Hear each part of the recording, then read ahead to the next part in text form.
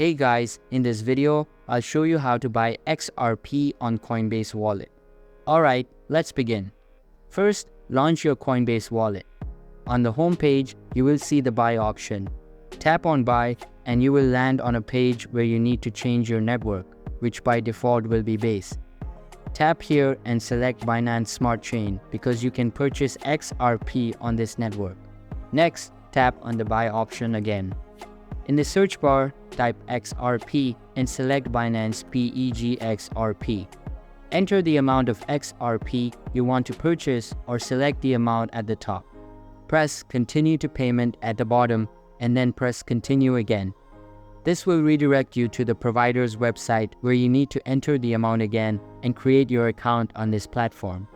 In my country, it is on Ramp, but in your country, it might be different or have different options. Finally, conclude your payment. Once your payment is successful, you will receive your XRP in your Coinbase wallet shortly. So that's basically how you can buy XRP on Coinbase Wallet.